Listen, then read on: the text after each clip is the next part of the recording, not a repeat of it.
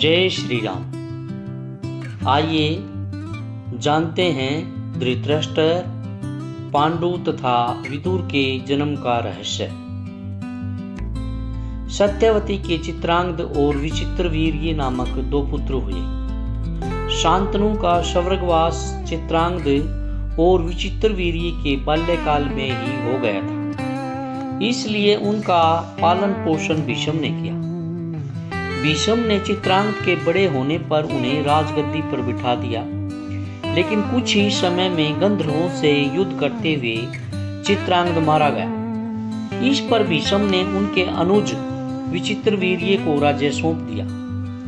अब भीष्म को विचित्रवीर्य के विवाह की चिंता हुई। उन्हीं दिनों काशीराज की 3 कन्याओं अंबा, अंबिका और अंबालिका का स्वयंवर होने वाला था। उनके स्वयंवर में जाकर अकेले ही भीष्म ने वहां आए समस्त राजाओं को परास्त कर दिया और तीनों कन्याओं का हरण करके हस्तिनापुर ले आए। बड़ी कन्या अंबा ने भीष्म को बताया कि वह अपना तन मन राजा शाल्व को अर्पित कर चुकी है। उसकी बात सुनकर भीष्म ने उसे राजा शाल्व के पास भिजवा दिया और अंबिका और अंबालिका का विवाह विचित्रवीर्य के साथ करवा दिया। राजा शाल्व ने अंबा को अपनाने से इनकार कर दिया, इसलिए वह हस्तिनापुर लौट कर आ गई और वह भीष्म से बोली, हे आर्य, आप मुझे हरण करके लाए हैं, इसलिए आप ही मुझसे विवाह करें। किंतु भीष्म ने अपनी प्रतिज्ञा के कारण उसके अनुरोध को अस्वीकार कर दिया। अंबा रुष्ट होकर परशुराम के पास गई और उनसे अपनी व्यथा सुनाकर सहायता मांगी। परशुराम ने अंबा से कहा कि हे देवी, आप चिंता न करें, मैं आपका विवाह भीष्म के साथ करवाऊंगा। परशुराम ने भीष्म को बुलवा भेजा, किंतु भीष्म उनके पास नहीं आए।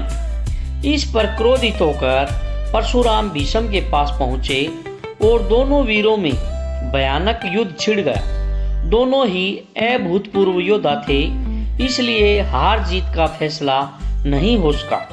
आखिरकार देवताओं ने हस्तक्षेप करके इस युद्ध को बंद करवा दिया। अंबा निराश होकर वन में तपस्या करने चली गई। विचित्रवीर्य अपनी दोनों रानियों के साथ भोग विलास में लीन हो गई, किंतु दोनों ही रानियों से उनकी कोई संतान नहीं हुई और वे अक्षय रोग से पीड़ित होकर मृत्यु को प्राप्त हो गए। अब कुल नाश होने के भय से माता सत्यवती ने एक दिन भीष्म से कहा, पुत्र, इस वंश को नष्ट होने से बचाने के लिए मेरी आज्ञा है कि तुम इन दोनों रानियों से संतान उत्पन्न करो। माता की बात सुनकर भीष्म ने कहा, माता, मैं अपनी प्रतिज्ञा किसी भी स्थिति में भंग नहीं कर सकता। यह सुनकर माता सत्यवती को अत्यंत दुख हुआ। अचानक उन्हें अपने पुत्र वेदव्यास का स्मरण हो आया। स्मरण करते ही वेदव्यास वहां उपस्थित हो गए। सत्यवती उन्हें देखकर बोली, हे पुत्र, तुम्हारे सभी भाई निसंतान ही स्वर्गवासी हो गए हैं, इसलिए मेरे वंश को नाश होने से बचाने के लिए मैं तुम्हें आज्ञा देती हूँ कि तुम उनकी पत्नियों से संतान उत्पन्न करो। वेदव्यास उनकी आज्ञा मानकर बोले, माता, आप उन दोनों रानियों से कह दीजिए कि वे 1 वर्ष तक नियम व्रत का पालन करते रहें, तभी उनको गर्भ धारण होगा। 1 वर्ष बीत जाने पर वेदव्यास सबसे पहले बड़ी रानी अंबिका के पास गए। अंबिका ने उनके तेज से डरकर अपने नेत्र बंद कर लिए।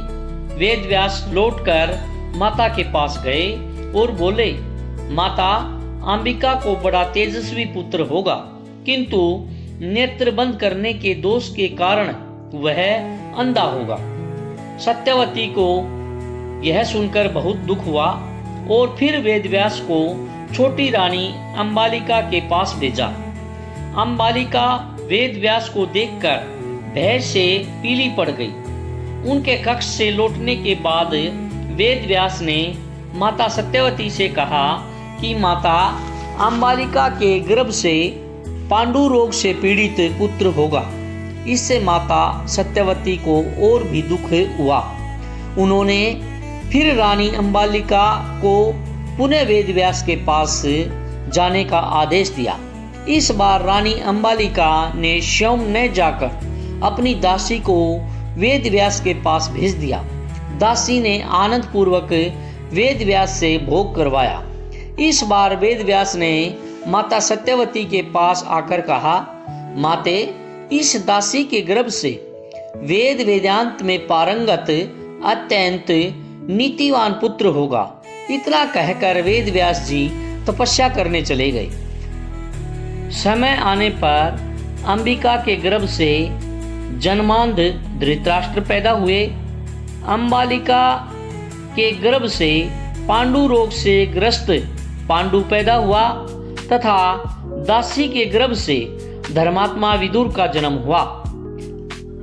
तो आपको जन्म के रहस्य से संबंधित जानकारी अच्छी लगी हो तो प्लीज लाइक, सब्सक्राइब एवं कमेंट जरूर करिएगा। जय श्री राम।